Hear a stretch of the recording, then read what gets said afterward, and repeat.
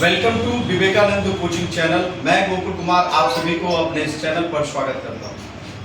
आज आप लोगों के सामने में मैं क्लास 10th का जो टॉपिक है वो क्वाड्रेटिक इक्वेशन, द्विघात समीकरण, उसके बारे में मैं समझाने जा रहा हूँ। आप लोग जरूर ध्यानपूर्वक शुरू से लेकर के लास्ट तक अगर आप वीडियो में बने रहें, अगर आप बने रहेंगे तो इस टॉपिक से एक भी ऐसा क्वेश्चन नहीं होगा जो आपके एग्जाम में छूट जाए। चलिए मैं स्टार्ट करने जा रहा हूँ। थोड़ा सबसे पहले मैं आप सभी को ये बता दूँ कि अगर मैं टॉपिक समझा रहा हूँ समीकरण, तो पहले मैं आप लोगों को ये बता दूँ कि इक्वेशन होता क्या है। इक्वेशन के बारे में समझेंगे भाई। इक्वेशन का मीन्स होता है बराबर। तो समीकरण मतलब क्या हो गया कि जिसमें अगर मैं सिंपल इक्वेशन की बात करें, जैसे x + 1 = क्या है, 0 है, तो इससे इसका पावर कितना है, 1 है। इसका पावर अगर 1 है तो इसको हम कहते हैं रैखिक समीकरण। रैखिक समीकरण मतलब जिस चर राशि का, जिस वेरिएबल टर्म्स का अगर मैक्सिमम पावर 1 हो, मैक्सिमम पावर 1 हो, उसे रैखिक समीकरण कहेंगे। अगर जिसका पावर क्या आ जाए, 2 आ जाए, तो उसे हम क्या कहेंगे, द्विघात समीकरण कहेंगे। जिसका घात क्या आ जाए, 2 आ जाए, ठीक है, उसे हम द्विघात समीकरण कहेंगे। अगर जिसका पावर अगर 3 आ जाए, जिसके पावर अगर 3 आ जाए, तो उसे हम त्रिघात समीकरण कहेंगे। मीन्स अगर मैं x + 1 के बारे में अगर चर्चा कर रहा हूं, तो यहां पर जो रूट्स निकलेगा, इसका जो मूल निकलेगा x का, x + 1 = अगर 1 है, 0 है, तो x = यहां पे निकलेगा 1। यानी कहने का मतलब x का यहां पर एक ही वैल्यू होगा, -1। अगर मैं क्वाड्रेटिक इक्वेशन के बारे में चर्चा कर रहा हूं कि x² - 1 = 0, तो यहां पर जो x का, क्योंकि बहुत सारे बच्चे यहीं पर गलती करते हैं, अगर ये माइनस से इधर आएगा तो प्लस, तो स्क्वायर जब कभी भी हटेगा तो इधर क्या हो जाता है, रूट। ध्यान रखेंगे प्लस और माइनस दोनों में निकलेगा। यानी कहने का मतलब इसका वैल्यू जो होगा वो होगा प्लस और माइनस दोनों। यानी यहां पर x², मैं अभी तक द्विघात समीकरण और रैखिक समीकरण के बारे में पढ़ा है कि रैखिक समीकरण में उसका पावर, मैक्सिमम पावर चर राशि का जो वेरिएबल टर्म होगा, x, y, z कुछ भी होगा, उसका पावर अगर 1 है तो यानी उसका सिर्फ रूट 1 निकलेगा। अगर मैंने बताया आपको, अगर द्विघात समीकरण है, क्वाड्रेटिक इक्वेशन है, तो उसका अगर मैक्सिमम पावर 2 होता है उसके चर राशि के ऊपर में, तो इसलिए उसमें जो मूल निकलेगा उसमें 2 निकलेगा। वहीं पर अगर मैं त्रिघात की चर्चा कर रहा हूं, यहां पर मैं अगर त्रिघात की चर्चा कर रहा हूं, तो यहां पर अगर मैं त्रिघात की चर्चा कर रहा हूं, तो त्रिघात में क्या होगा, x³ - 1 है, = 0 है। तो ध्यान रखना कि इसका जो मूल निकलेगा वो 3 वो निकलेगा। एक मान लो अल्फा, बीटा और गामा मान लेते हैं, ठीक ना, उसके रूट्स को। वैसे जैसे द्विघात समीकरण में हम लोग अल्फा और बीटा मानते हैं, उसी प्रकार से अगर x का वैल्यू निकालेंगे यहां पर, तो भाई क्या निकलेगा, इसमें 1 माइनस है तो आएगा तो प्लस, लेकिन इसमें प्लस माइनस प्लस, ध्यान रखना इस बात। यानी इसमें 3 वैल्यू हो गया, +1, -1 और +1। यहां तक आप लोग ये समझ चुके होंगे सबसे पहले कि द्विघात मतलब कोई भी समीकरण होगा, उसका पावर जितना होगा, उसका जो रूट होगा वो भी उतना ही निकलेगा। इस बात को हम लोग समझ गए। अब मेरा टॉपिक क्या था भाई, हमारा टॉपिक था द्विघात समीकरण। अब द्विघात समीकरण पे हम लोग आते हैं और उसके सबसे पहले स्टैंडर्ड फॉर्म को जानते हैं। द्विघात समीकरण का अगर मैं बात करूं, तो मैंने बताया आपको कि द्विघात समीकरण का मैंने बताया कि इसमें पावर कितना, -bx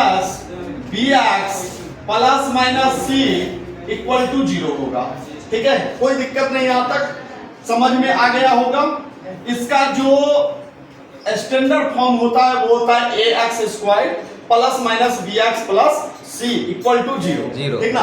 तो सिंपल वे में अगर मैं बताऊं यहां पर, अगर कि इसका अगर मैं रूट निकालना चाहूंगा तो कैसे निकालेंगे आप, ठीक है, द्विघात समीकरण का, कि यानी इसका द्विघात समीकरण का अगर मैंने मान लिया अल्फा और बीटा दो घात है, तो इसका अगर हम लोग, ये आप लोग जान चुके होंगे कि कैसे करके फॉर्मूला पता होगा आप लोगों को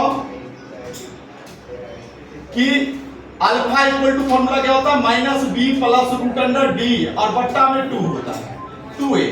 लेकिन वहीं पर बीटा की अगर वैल्यू की बात करें तो minus B minus root under D by 2a होता है, ठीक है। और यहां पर d जो है वो इसका क्या है, विवेचक है।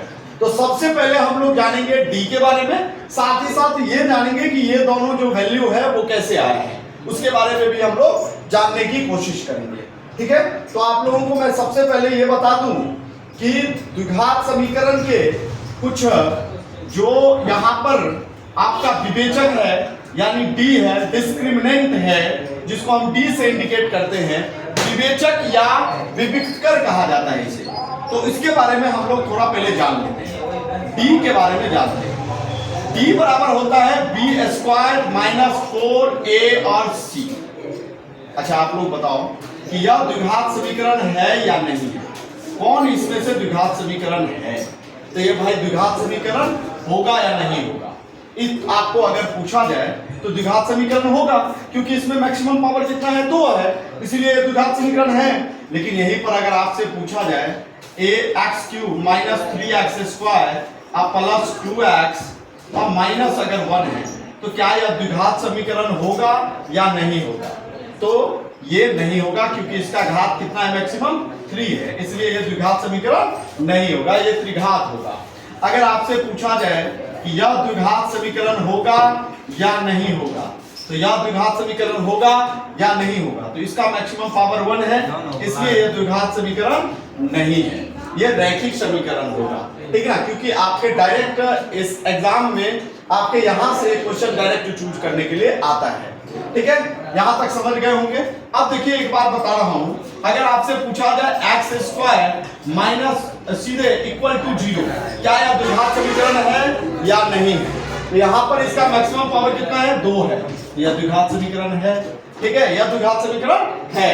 अब आपसे एक चीज पूछना चाहेंगे कि a, b और c क्या होगा यहाँ पर। तो आप किसी भी इक्वेशन को उठा लो, मान लो जो द्विघात समीकरण है, ये द्विघात समीकरण है और एक ये द्विघात समीकरण है। यदि आपसे पूछा जाए यहाँ पर कि a का वैल्यू कहाँ होगा, ये दोनों द्विघात समीकरण नहीं है, इसलिए मैं इसे मिटा दे रहा हूँ, इसको मैं मिटा दे रहा हूँ क्योंकि ये द्विघात समीकरण नहीं है, हटा दे रहा हूँ। अब यहाँ पे आपसे पूछा जाए कि a, b और c का वैल्यू कितना होगा, तो यू नो दैट अबाउट कि what is the standard formation of quadratic equation. हम इसके बारे में जानते हैं कि उसका व्यापक रूप क्या होता है, क्वाड्रेटिक इक्वेशन का जो व्यापक रूप होता है वो क्या होता है।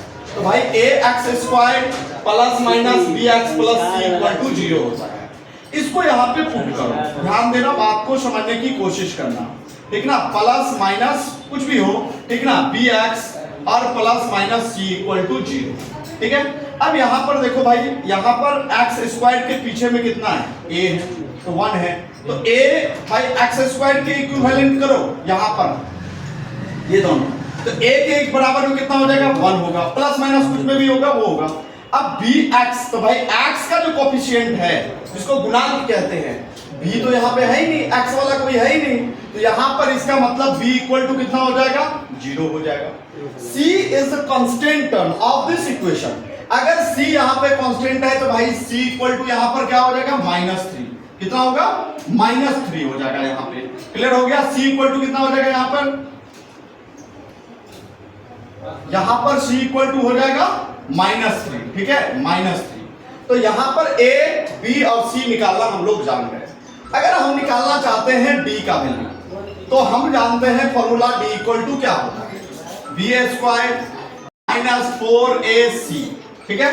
तो यहां पे आराम से पुट कर देंगे, d का वैल्यू निकाल लेंगे, b स्क्वायर तो भाई 0 का स्क्वायर माइनस 4, a का जगह पर 1 तो 1 रखो, c के जगह पर -3 तो -3 रख लो, ठीक है।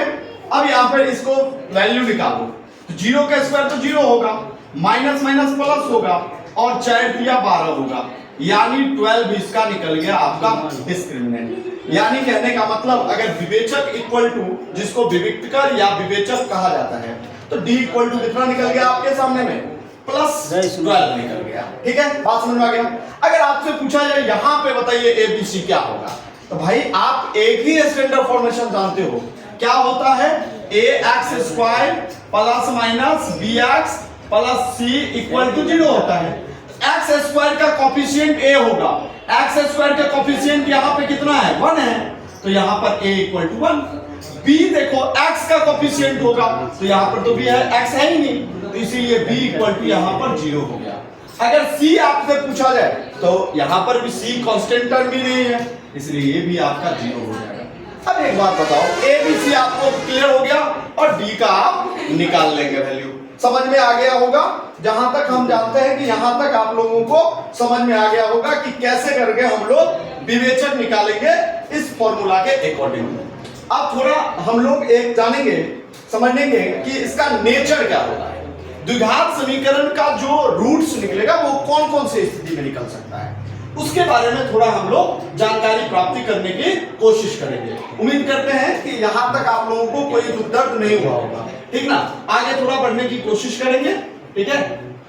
चलिए हम लोग जानेंगे आपको द्विघात समीकरण के जो रूट्स है उससे रिलेटेड कब रूट्स फाइंड आउट कर सकते हैं और कब मैं रूट्स नहीं निकाल सकता हूं, इस पर थोड़ा डिस्कस करते हैं, थोड़ा ध्यान देने की कोशिश करेंगे। तो इसका अगर हम लोग नेचर की बात करें, द्विघात समीकरण के जो प्रकृति की बात करें, नेचर क्या होगा, ठीक है, डी का, तो उस पर हम थोड़ा चर्चा करते हैं। तो इसमें there are 3 types of natures होता है, 3 वो नेचर्स होता है। एक डी इक्वल टू क्या होगा 0, दूसरा कंडीशन क्या होता है भाई डी का कि डी ग्रेटर देन 0 होगा, एक तीसरा कंडीशन क्या होता है कि डी लेस देन जो है वो 0 होगा। अब थोड़ा मैं क्लियर कर दूं आपको, अगर d का वैल्यू 0 निकल जाए, d का वैल्यू 0 निकल जाए, d 0 से बड़ा मतलब +1 +2 +3 ये, ठीक है। और अगर 0 से छोटा मतलब -1 -2 -3 ये सब सारे, ये d का वैल्यू है। ध्यान देना, समझना कोशिश करना। d अगर वैल्यू कितना निकल जाए 0 निकल जाए, 0 से बड़ा अगर निकले 1 2 3 कुछ भी, ठीक है ना, तो ये कंडीशन। और इस कंडीशन में क्या होगा, अगर 0 से छोटा आ जाएगा -1 2 3, तो ऐसे कंडीशन में क्या होगा, तीनों के बारे में हम लोग थोड़ा जानने की कोशिश करेंगे। जब कभी भी d इक्वल टू 0 निकल जाए, अगर d इक्वल टू 0 निकल जाए, ध्यान रखना अल्फा और बीटा, यानी द्विघात समीकरण में वी नो दैट कि there are 2 roots of quadratic equation. अगर द्विघात समीकरण के 2 मूल होते हैं तो देयर आर बोथ इक्वल्स, अगर दोनों के दोनों क्या होंगे इक्वल होंगे, अल्फा और बीटा दोनों क्या होंगे इक्वल होंगे। अब कंडीशन की अगर बात करें तो ऐसे कंडीशन में जो दोनों रूट्स होंगे वो रियल होंगे, क्या होंगे रियल होंगे, ठीक ना, ध्यान रखना रियल होंगे, रियल REAL, ठीक ना, रियल, रियल मतलब वास्तविक, हिंदी में वास्तविक कहते हैं, ठीक है। थोड़ा मैं यहां पे लिख दूं, वर्ड में थोड़ा गड़बड़ हो गया, तो रियल होगा, रियल होगा, रियल मतलब वास्तविक, एंड इक्वल होगा। इक्वल का मतलब हो गया समान, बराबर, यानी अल्फा का जो वैल्यू निकलेगा वही बीटा का मान निकलेगा। यानी यहां से फाइंड आउट आप डायरेक्ट एक अल्फा का मान निकालो, वही बीटा का मान होगा, ठीक ना, ज्यादा दिमाग लगाने की जरूरत नहीं है, ठीक है। अगर d का वैल्यू 0 से बड़ा आ जाए, मतलब +1 +2 प्लस में आ जाए, कुछ भी +1/2 भी आ जाए, तो 0 से बड़ा हो गया, तो ऐसे कंडीशन में अल्फा का वैल्यू भी अलग होगा और बीटा का वैल्यू भी अलग होगा, यानी यहां पे दोनों के दोनों रूट्स आपको अलग अलग निकालने होंगे, ठीक है। अब अगर d का वैल्यू 0 से छोटा हो जाए तो ऐसे कंडीशन को हम लोग पढ़ेंगे, लेकिन क्लास 11th में जाके मैथ्स में पढ़ेंगे कॉम्प्लेक्स नंबर में। भाई विद कॉम्प्लेक्स नंबर के साथ हम लोग ये निकालते हैं, जब इमेजिनरी नंबर हो जाते हैं तो ऐसे कंडीशन में कैसे निकालते हैं आपको 11th क्लास में मैं बताऊंगा। यहां पर फिलहाल मैं 10th क्लास में आपको बता दूं कि ऐसे में इमेजिनरी होंगे, काल्पनिक होंगे, क्या होंगे काल्पनिक, काल्पनिक और असमान होंगे, और असमान होंगे, ठीक है, असमान होंगे, असमान मतलब अनइक्वल होंगे, ठीक है, इमेजिनरी एंड अनइक्वल होंगे। क्लियर, बात समझ में आ गया। यहाँ पे अल्फा और बीटा जब दोनों अलग अलग आपको निकालने होंगे और ऐसे कंडीशन में रियल होंगे एंड आपका अनइक्वल होंगे, ये असमान होंगे, ठीक है, बात समझ में आ गया, कंडीशन क्लियर हो गया। अब हम लोग जानेंगे 1 मिनट 2 के लिए कि अल्फा और बीटा का वैल्यू क्या होता है। डायरेक्ट मैं आपको बता दूं वैसे तो -b plus root under D by 2a होता है। अब बीटा का वैल्यू जो होता है, बीटा का जो फॉर्मूला होता है -b minus root under D और बट्टा 2a। अब थोड़ा हम लोग इस पर भी डिस्क्राइब कर सकते हैं कि अल्फा और बीटा का ये दोनों वैल्यू कैसे आता है, थोड़ा उस पर हम लोग चर्चा करेंगे, ठीक ना। 1 मिनटों के लिए स्लाइड कर दे, स्लाइड कीजिए पूरा पूरा, ठीक है। अगर मैं इस पर चर्चा करूं कि अल्फा मैंने अभी बताया और आपको बीटा का वैल्यू भी बताया कि अल्फा इक्वल टू कितना होता है और बीटा इक्वल टू कितना होता है, तो इसको इसका मान निकालते हैं कि कैसे होगा। भाई ये तो हम जानते तो हैं, ठीक है, याद है, लेकिन होता कैसे है ये दोनों वैल्यू, इस पर थोड़ा हम लोग चर्चा करते हैं। चलिए फाइंड आउट करते हैं। हम जानते हैं, वी नो दैट कि क्या होता है equation bx plus c equal to 0, ठीक है, इतना होता है। ax square plus bx plus c equal to क्या होता है 0 होता है, इसमें तो कोई दिक्कत है नहीं। अब मैं क्या करूं, एक चीज कर सकते हैं कि ना कर सकते हैं, आप लोगों से मैं पूछ रहा हूं, क्या आप जानते हैं कि ax स्क्वायर प्लस bx है, आप बताओ, ये प्लस है तो इसको अगर मैं इधर लेके जाऊं तो क्या c लेकर जा सकते हैं, प्लस है तो माइनस हो जाएगा, यहां पर तो कोई दुख दर्द नहीं हुआ होगा। अब x स्क्वायर के पीछे जो आप a देख रहे हो उसको आपको हटाना है, रिमूव करना है, तो इसके लिए आपको क्या करना होगा कि आपको डिवाइडिंग करना पड़ेगा, डिवाइड करना पड़ेगा, डिवाइडिंग बाय कितना से, बाय a से, both side, in both side, दोनों साइड जो है वो आप क्या करेंगे, ax स्क्वायर से a से आप डिवाइड कर लो by plus bx by a equal to minus c by a, क्योंकि आप जानते हैं कि जब कभी भी इक्वेशन की चर्चा होगी, इक्वेशन में अगर दोनों साइड अगर सेम प्रक्रिया हम कर रहे हैं तो उस इक्वेशन पर किसी भी तरह का इफेक्ट नहीं पड़ता है। जैसे फॉर एग्जांपल आप देख सकते हो कि जैसे है 2x और इक्वल टू है 4, अकॉर्डिंग बाय यूज के हिसाब से अगर मैंने यहां पे 2 जोड़ दिया, बताओ, इधर भी अगर मैं 2 जोड़ दिया हूं तो इस इक्वेशन पर कोई इफेक्ट नहीं पड़ेगा। आप पहले इक्वेशन कितना था, 2x इक्वल टू 4 था, तो यहां पर भी 2x इतना आ जाएगा, क्योंकि ये प्लस है तो इधर आएगा तो माइनस हो जाएगा, ये दोनों कट जाएगा, तो बात तो सेम हो जाएगा। इसलिए मैं कुछ भी करूं, अगर मान लो कि इसमें 2 से डिवाइड कर दिया दोनों साइड, तो भी इक्वेशन में कोई फर्क नहीं आएगा, क्योंकि ये और ये नीचे नीचे कट जाएगा, तो बात तो वही हो जाएगा। तो इक्वेशन में आप कुछ भी चीजें सेम प्रक्रिया कर सकते हो दोनों साइड, ये ध्यान रखना आप, ठीक है, बात समझ में आ गया होगा, ठीक है।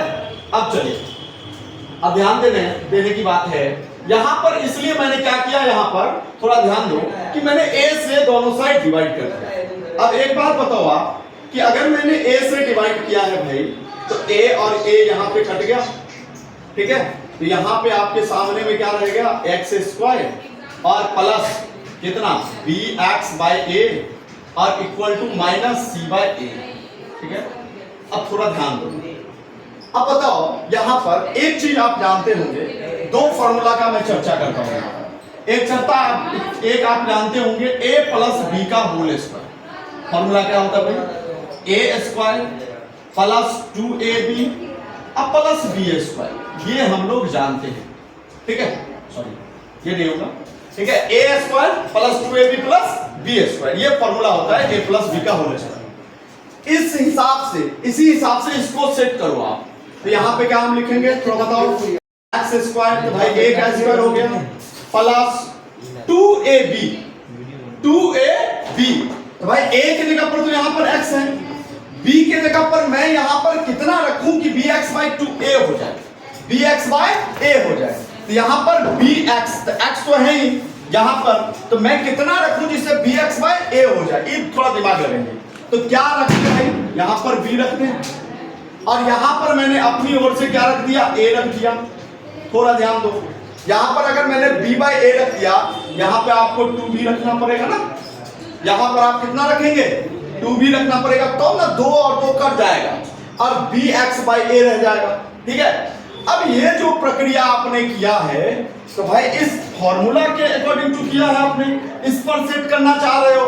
थोड़ा देखो ए स्क्वायर हो गया प्लस 2 ए के जगह पर x है, x मैंने डाल दिया, और b की जगह पर b बाय इतना है b, तो b जो आपके पास है b स्क्वायर भी होना चाहिए, इसलिए b की जगह पर कितना है b बाय 2a उसका होल स्क्वायर। कोई दिक्कत, कोई दुख दर्द तो बताइएगा, कमेंट जरूर करिएगा। तो माइनस c बाय a है, तो भाई इतना अगर प्लस आपने इधर किया तो मैंने आपको क्या बताया है कि इक्वेशन में आप दोनों साइड सेम प्रक्रिया कर सकते हैं। तो मैंने इधर इतना जितना जोड़ा उतना ही इधर भी जोड़ दिया, इधर भी जोड़ दिया हूं, ठीक है, सेम प्रक्रिया दोनों साइड कर दिया।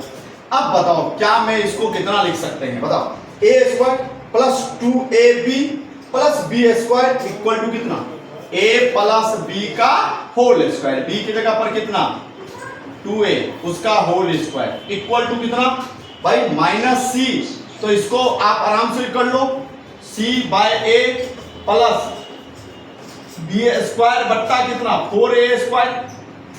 कोई दिक्कत यहां तक नहीं हुआ होगा, ठीक है, आगे थोड़ा समझते हैं और क्लियर है, करिए ना सर, स्लैश करिए, ठीक है, यहां तक समझ में आ गया होगा। ये आपका, ठीक है, अब थोड़ा समझने की कोशिश करना, पूरा ध्यान देना कि यहां पर x प्लस कितना निकला भाई b बाई 2a उसका होल स्क्वायर इक्वल टू, यहां पे अगर मैं जोड़ करें तो 4a स्क्वायर का 4a स्क्वायर होगा, एलसीएम इन दोनों का, भाई a का a के साथ कट जाएगा तो बचेगा कितना माइनस कितना a और a डिवाइड करेंगे कट जाएगा, बचेगा 4a, तो 4ac 4ac। अब 4a स्क्वायर कट जाएगा तो प्लस कितना b स्क्वायर।